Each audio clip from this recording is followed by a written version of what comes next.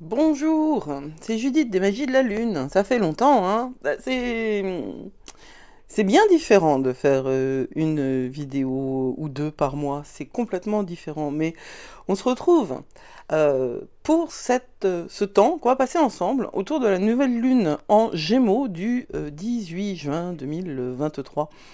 C'est une nouvelle lune pour laquelle j'ai trouvé un titre qui s'appelle Retour d'innocence, parce que en fait, il me semble que vraiment cette nouvelle lune qui va se passer dans le dernier décan du Gémeaux, c'est-à-dire sur la toute fin du signe du Gémeaux, va nous parler énormément. Ça n'est pas une nouvelle lune facile, mais elle fait partie du processus en fait.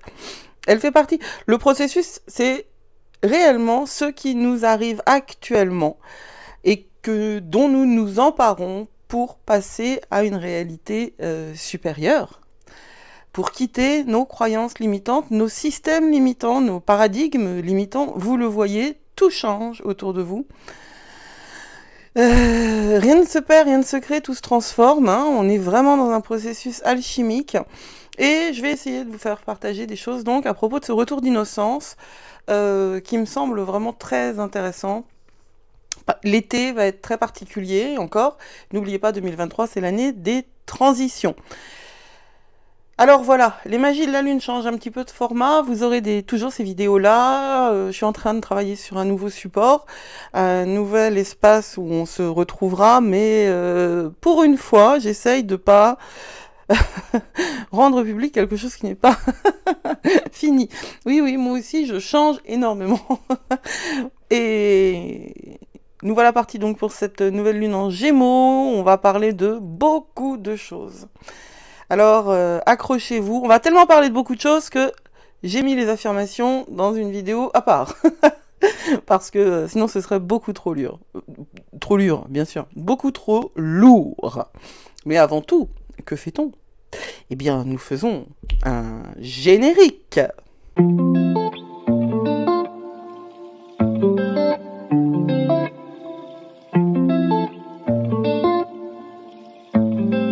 Alors, pour parler de cette nouvelle lune en Gémeaux, je vais parler un petit peu des énergies générales sur le contexte du mois de juin. Je reviendrai pas sur la pleine lune en Sagittaire. Euh, Vénus est en Lion. C'est un amour et une relation tout en majesté et un peu marqué par l'ego quand même. J'ai une vidéo là-dessus. Pluton rétrograde depuis le 11 juin, mais surtout en Capricorne, et ça on va en parler, c'est quelque chose de considérable qui nous rajoute encore de la lourdeur à la lourdeur. Vous savez, j'ai toute une vidéo sur Pluton, l'importance de Pluton.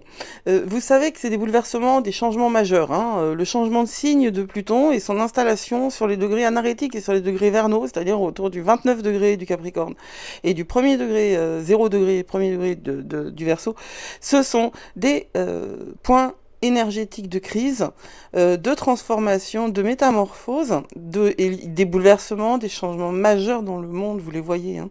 C'est une énergie qui nous amène à regarder les racines des problèmes, en fait, hein. Véritablement, Pluton, c'est les racines, Pluton, c'est l'ancrage, Pluton, c'est le dieu des mondes souterrains. Alors, il y a des problèmes réellement qui se posent, et il y a pas mal de gens maintenant qui se considèrent comme dans la nécessité de défier les problèmes et d'aller de l'avant. Il y a des gens qui sont déjà complètement en Verseau. Et très honnêtement, il y a toute une partie de la population, toute une partie des humains, hein, je parle de la population, c'est vraiment pas français là en l'espèce, c'est la population humaine, hein, parce que je me suis pas encore réellement intéressée à l'astrologie sur les animaux, mais je suis bien certaine qu'ils ont une manière de prendre les influx qui existent aussi.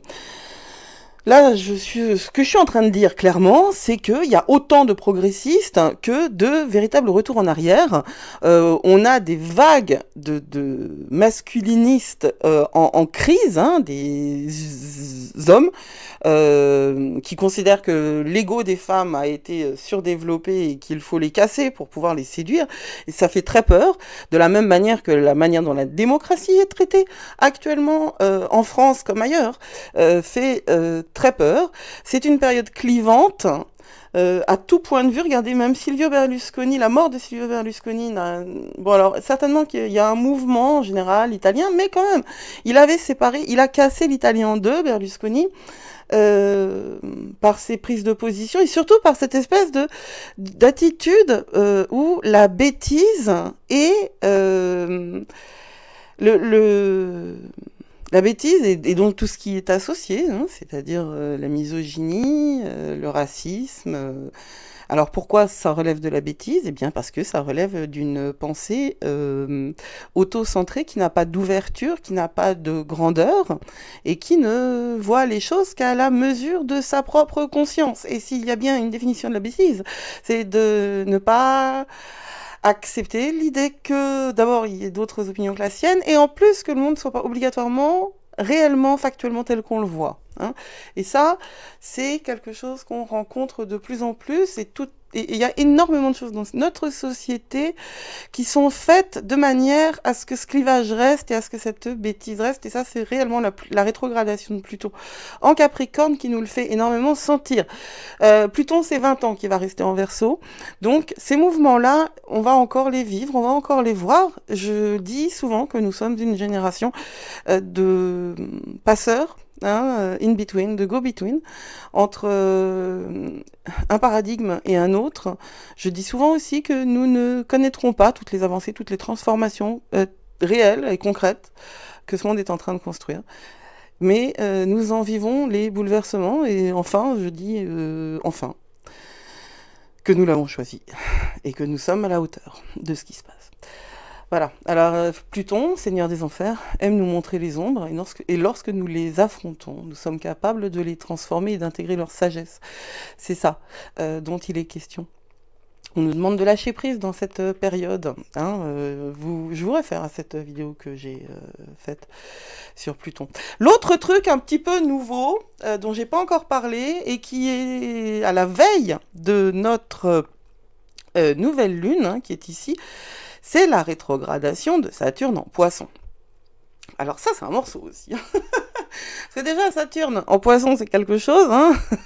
Alors Saturne, hein, pour remettre les bases, hein, c'est la planète de la structure. C'est la planète du temps. C'est la planète de ce qui nous oblige. Saturne, c'est ce qui est notre devoir. C'est une planète qui est absolument nécessaire c'est pour conditionner la liberté. Il n'y a pas de liberté sans contrainte. Il n'y a pas de liberté.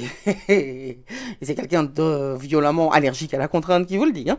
Je veux dire, si j'en parle, c'est parce que je le sais. Ce truc-là, je l'ai appris dans ma chair avant de pouvoir en parler. Il n'y a pas de liberté sans contrainte. L'absence de contrainte, et c'est c'est le plus grand des asservissements. Sauf que bon, Saturne en Poisson, il a des frontières qui sont floues. Parce que le signe du Poisson, l'énergie du Poisson, c'est une énergie de la symbiose. C'est une énergie de la dissolution dans cette unité réelle, à la fois ontologique, c'est-à-dire à la fois à l'origine, et à la fois eschatologique, c'est-à-dire à la fin. Le Poisson, nous sommes tous poussière d'étoiles, nous faisons tous partie de cette grande énergie générale. Nous ne sommes pas des éléments distincts. Il y a justement Saturne qui nous distingue, pardon, mais vous et moi sommes toutes, c'est la même chose. Et quand on arrive à ce niveau de compréhension, de transcendance, on est dans la droite ligne du travail du Poisson. Alors Saturne en Poisson, qu'est-ce que ça va nous donner ? ça va nous donner que on va être incité à plonger très profondément à l'intérieur, hein. J'ai parlé beaucoup, ouais, je me cite moi-même, mais parce qu'en fait c'est cohérent ce que je dis, donc évidemment je peux m'auto-citer. J'ai parlé de printemps des ombres, et ben je vais vous parler d'été des ombres encore, ça va aller avec, hein. D'abord, cette rétrogradation, elle commence le 17 juin et elle finit le 4 novembre, n'est-ce pas? Si c'est pas de l'été, ça, il y a même un petit bout d'automne là-dedans. Allez, Saturne, il va nous dire qu'il est temps de sonder nos profondeurs, de prendre le temps de se connecter à la vérité de notre âme. C'est vraiment un bon moment pour un travail de l'ombre, pour se connecter avec un objectif notre objectif, hein. Le premier est celui d'être humain, et celui d'avancer sur le chemin de l'éveil de l'humain. À la fois individuellement et à la fois collectivement. Si nous n'avons pas de vérité authentique, nous n'avons pas d'existence. Nous ne sommes qu'un rouage. Il est question d'être dans une conscience de soi et dans une conscience de ce qu'on envoie et de ce qu'on reçoit. Dans un pouvoir même, hein. Moi, je vante les mérites du pouvoir, non pas le pouvoir tel qu'il est utilisé dans les gouvernements actuels un peu partout dans le monde, c'est-à-dire un pouvoir qui flirte largement avec l'arbitraire, mais le pouvoir sur soi, hein, le pouvoir non pas sur les autres, mais sur vous, en fait, tout simplement, voilà. Alors, c'est un temps où vous irez vous connecter avec vos rêves, votre créativité, votre imagination, mais alors, évidemment, hein, Saturne en Poisson, ça peut aussi apporter des soucis d'agitation et d'anxiété, des problèmes de sommeil, de concentration. Ben ouais, hein. Saturne rétrograde en Poisson, il y a du taf là. Si vous commencez à sentir dès maintenant, parce qu'il y a toujours une pré-rétrogradation qui s'appelle l'ombre, et une post-rétrogradation qui s'appelle l'ombre aussi. Euh, si vous commencez à sentir des problèmes de sommeil, des problèmes de tension, des problèmes de difficulté, regardez où est votre Saturne. Réellement, regardez où est votre Saturne, hein. De toute façon, il y a une astrologue que j'aime bien qui s'appelle Anne Orteli, qui est évidemment américaine, qui dit Do your Saturn, c'est-à-dire faites votre Saturne, quoi. Et j'ai mis très très longtemps avant de comprendre ce qu'elle voulait dire par là, mais ce qu'elle entend par là, c'est justement prenez-vous en charge là où ça fait mal, là où c'est compliqué, hein. C'est comme ce que notre inconscient nous cache, c'est pas quelque chose d'un petit peu inconfortable, c'est quelque chose qui nous est tellement, nous-mêmes, qui nous est tellement étranger.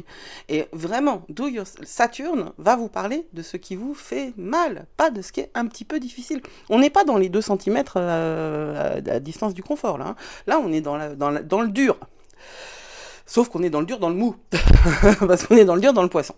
Voilà. Donc, il peut y avoir des moments où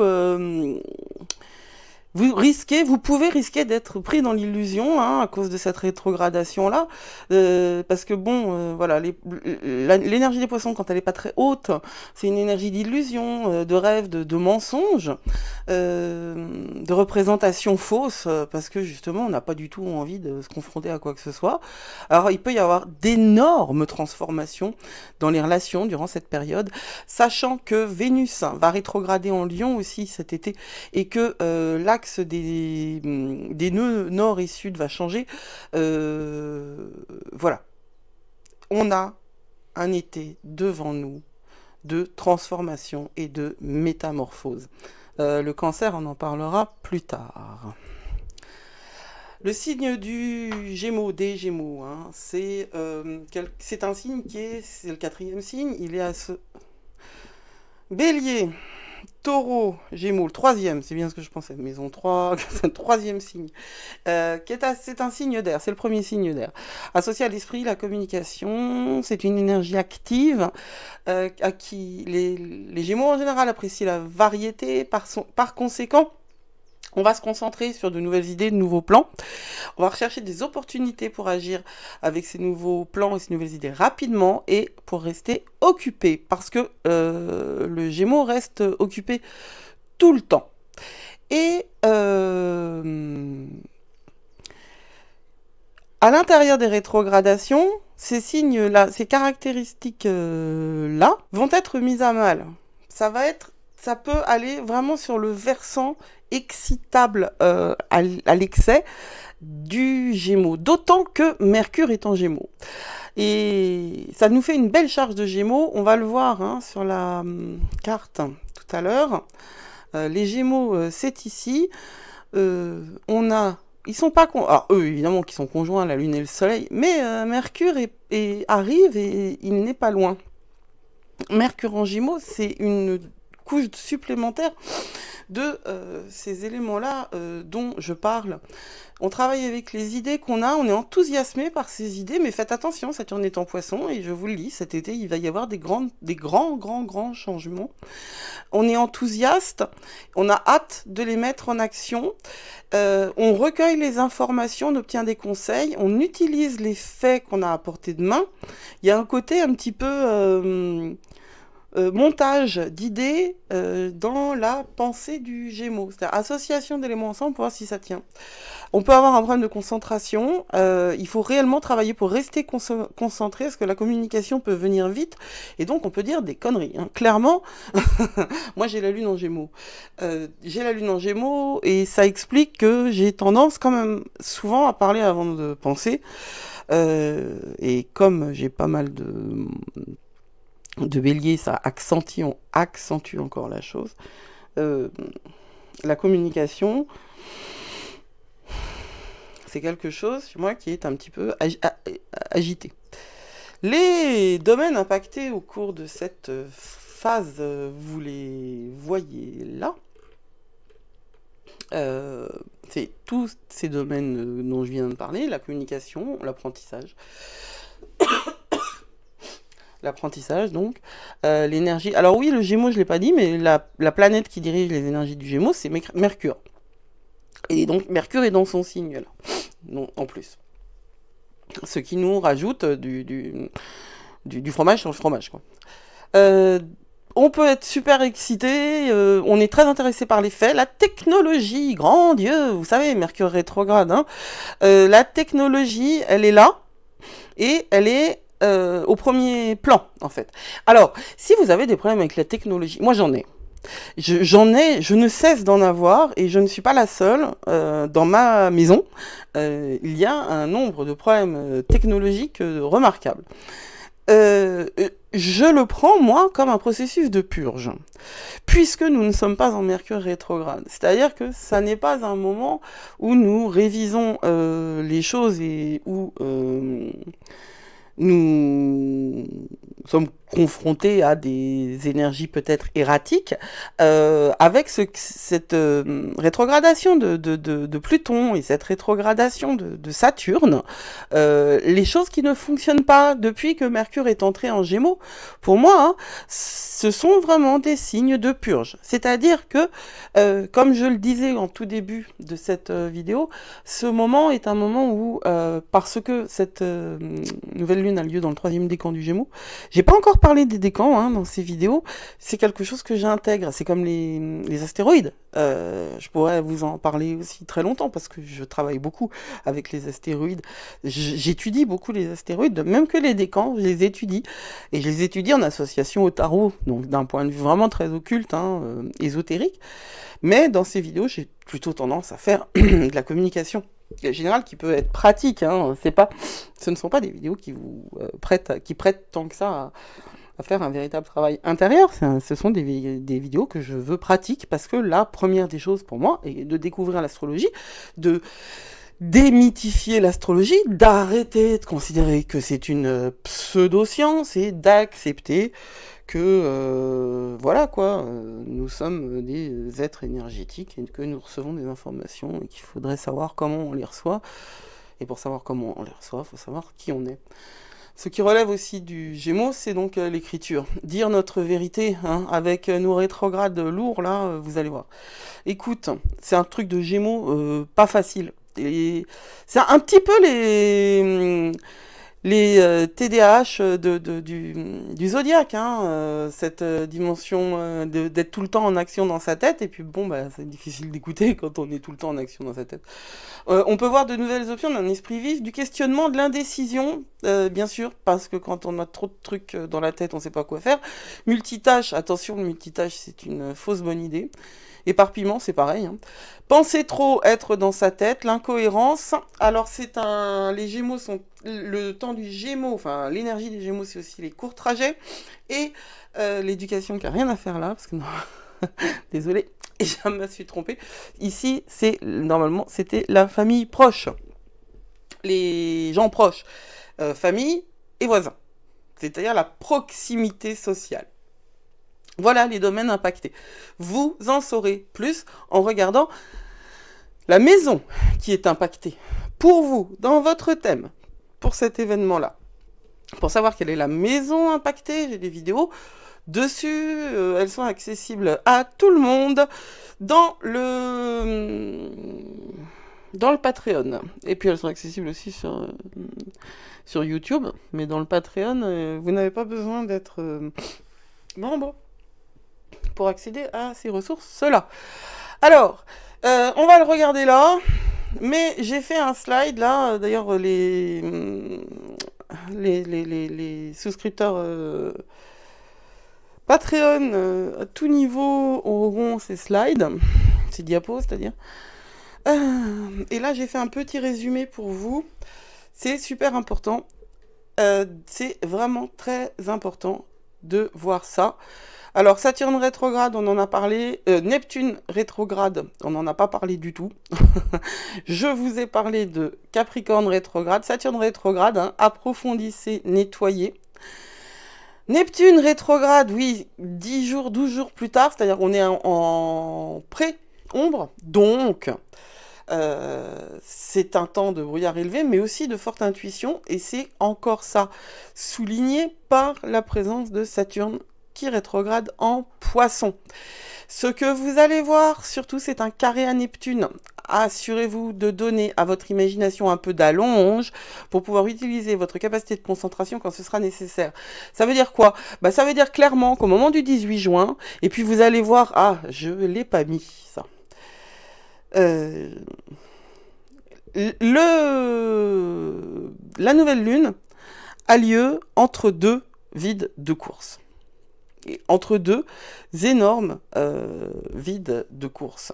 C'est une configuration très particulière. Alors, je vais vous le montrer parce que je trouve que c'est intéressant à voir. La nouvelle lune en Gémeaux, elle est là. Elle est vraiment entre deux vides de course. Un qui dure de la veille, là, 17h30 jusqu'à 5h30 du matin, alors que la nouvelle lune, elle a lieu à 6h30, donc il y a 1 heure. Et à 8h30, donc 2 heures plus tard, il y a un autre vide de course jusqu'à 13h. Donc ça, c'est vraiment un truc très particulier qui fait que on doit se lâcher la grappe ce week-end-là. C'est une nouvelle lune qui va nous donner beaucoup de choses, mais qui va quand même être un peu dans le flou, à cause ou grâce à tout ça. Le 21 juin, c'est l'ITA, c'est le solstice. Là aussi, les membres Patreon vont recevoir, si je ne l'ai pas déjà fait, enfin si ce n'est pas déjà arrivé pour des problèmes de temps d'upload, un dossier consacré à l'ITA. Le solstice, c'est un temps très important. Moi, je vais le passer en rituel. Je ne vais pas trop le passer en communication, mais bon. Faites vos rituels, concentrez-vous, branchez-vous, lâchez-vous la grappe, mais faites quelque chose. Saturne, faut faire, donc faites quelque chose, hein, et on s'occupe de ses besoins émotionnels, surtout. Voilà, le Cérès, donc je commence avec les petits points sur les astéroïdes. Cérès, hein, c'est l'astéroïde qui va s'occuper de notre bien-être, en fait. C'est la manière dont on prend soin de nous. Et en l'occurrence, c'est en balance. Donc, on est au moment des bilans. Hein. Et je trouve que ça le fait très bien. Alors, le 18 juin, l'appel, à 6h30 c'est l'appel du 18 juin. Oui, j'ai un humour redoutable. Là, voilà. La voilà, la voilà, la voilà, notre nouvelle lune. Donc vous savez ici qu'ils sont conjoints, la lune et le soleil. Elle apporte ce qu'on va dire un calme avant la tempête. Hein. C'est vraiment... c'est un moment pour ce... Il va y avoir énormément de choses tellement après. Hein, parce que vous allez voir que cet été va encore bouleverser des choses. Et nous sommes au tout début de la rétrogradation du Capricorne, de Pluton en Capricorne et la rétrogradation de Saturne en Poisson. Donc ça aussi, ça va être lourd. C'est une grande transformation qui se prépare. Une grande transformation. Il peut y avoir de la frustration pendant cette nouvelle lune, mais cette frustration, et de la frustration, pourquoi?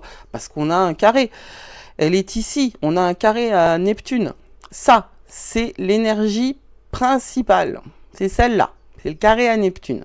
Carré à Neptune, ça veut dire tension. Une tension vraiment difficile à gérer, hein.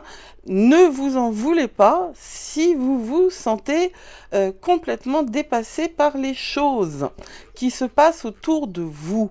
Ne vous en voulez pas. En revanche, dès que vous pouvez faire, Saturne, c'est faire. Dès que vous pouvez faire, faites. Vous allez rencontrer ce week-end une humeur profondément dans la conscience de l'amour universel, mais dans la vulnérabilité la plus totale aussi. Compassion et empathie sont très très très très importantes. Attention ce week-end, si vous pouvez éviter de passer ce week-end avec des gens qui ne sont pas sur les plus hautes vibes, avec des gens qui sont... voilà, c'est un week-end où vous pouvez rencontrer des choses qui peuvent vous blesser. Mais c'est aussi un week-end où on peut être plus en capacité de pardonner et aux autres et à soi-même. Et vous savez que c'est par le pardon hein, qu'on arrive à dépasser les choses qui nous bloquent, nos blocages. Hein. Nos blocages sont globalement des douleurs qu'on ne se pardonne pas. Il y a... c'est une chose tellement importante à comprendre, ça. Que nous battons contre nous-mêmes. Mais en fait, la vie... ça, c'est un truc que j'ai appris avec une auteure qui s'appelle... Enfin, une auteure américaine, qui s'appelle Florence Scovel Shinn, qui est autour de cette vague de la nouvelle pensée américaine, qui est vraiment mon milieu de prédilection, hein. Mon paradigme intellectuel, on va dire. La plupart des gens considèrent la vie comme une bataille, dit-elle, mais en fait, elle dit non, la vie, c'est pas une bataille, c'est un jeu, quoi. C'est un jeu. Et on ne peut... Si c'est un jeu, bah, il faut suivre les règles, et si on ne suit pas les règles, ça peut pas bien marcher. Mais c'est pas un jeu, comment dire, uniquement concret. Il faut pas oublier qu'il y a des lois spirituelles, et que ces lois spirituelles... on ne peut pas les échapper. C'est comme les lois de la physique, comme la gravité. Hein. Vous savez que c'est la gravité qui nous fait exister. Et pourtant, les quantas existent aussi. Donc, voilà. Cette nouvelle lune en Gémeaux, elle va vous donner la capacité, grâce à ce carré un peu perturbant, difficile, vulnérable, hypersensible, mais hyper important. Elle va nous donner la possibilité de nous débarrasser des choses qui pèsent sur notre esprit et de libérer notre esprit, notre âme et notre cœur. Voilà pourquoi je parle du retour d'innocence. Parce que les énergies actuelles, grâce à ce carré-là et à l'ensemble, hein, donc toutes ces énergies générales entre la Saturne stationnaire, ST ici ça veut dire stationnaire, ça veut dire que Saturne rétrograde dès le lendemain, toutes ces choses là, il va y avoir un trigone entre Saturne et la Lune. Il n'est pas exact, il n'est pas représenté ici, mais c'est ça qui, dans l'énergie générale de cette nouvelle Lune, va nous donner la possibilité de trouver en nous la patience et la capacité de résoudre ces situations dans lesquelles nous nous trouvons, justement, pour ce retour d'innocence, quoi. Quelque chose de nous qui va... Parce que nous serons en mesure de puiser dans le passé dans notre passé, dans le passé de quelqu'un qui a déjà été dans cette situation pour nous aider. Alors ça, c'est travailler avec, hein. Le Gémeaux, c'est une énergie de la communication et de l'ensemble. On va rester... on va rester dans nos objectifs et on va essayer de puiser dans la paix. Il y a une autre énergie qu'on ne voit pas trop ici, mais c'est un sextile entre la Lune et Jupiter. Jupiter qui est ici, en Taureau. C'est rester optimiste. Le Jupiter actuellement nous aide beaucoup à garder justement cette capacité, et puis on a un chouette angle entre Jupiter et Saturne qui cède là pour être justement à nos côtés dans cette avancée vers hors du cynisme. Voilà. Le retour d'innocence, hein, c'est aller vers la possibilité de croire, hein, l'opportunité de rêver, de reconstruire, d'y croire encore. Et ce que vous voyez ici, c'est un angle qui est très intéressant, hein, ça c'est un trigone. Ça c'est un sextile, ça c'est un trigone entre Chiron et Lilith. Chiron en bélier et Lilith en lion. Et c'est une énergie vraiment de transformation de nos ombres grâce à nos ombres.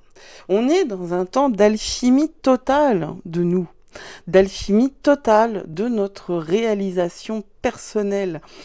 Comprenez grâce à ça, à tout ce qui se passe ici, et à cette poignée là, hein, parce que nous avons ce nœud sud, pardon, en Scorpion, qui a en rétrogradation, qui a 1 degré du Scorpion, qui va passer l'axe nœud sud, nœud nord va changer cet été de l'axe possession, mort et transformation à l'axe énergie du je suis tout seul à l'énergie de on doit travailler tous ensemble.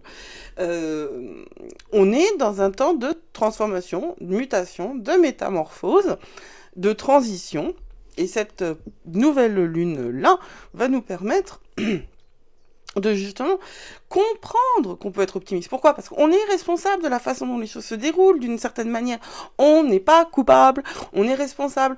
Plus vous êtes dans le pardon et la compassion par rapport à vous-même ou par rapport aux autres, et plus les choses iront de manière cool, quoi. Ne vous bloquez pas sur le passé. Si vous avez des combats à porter, portez-les maintenant.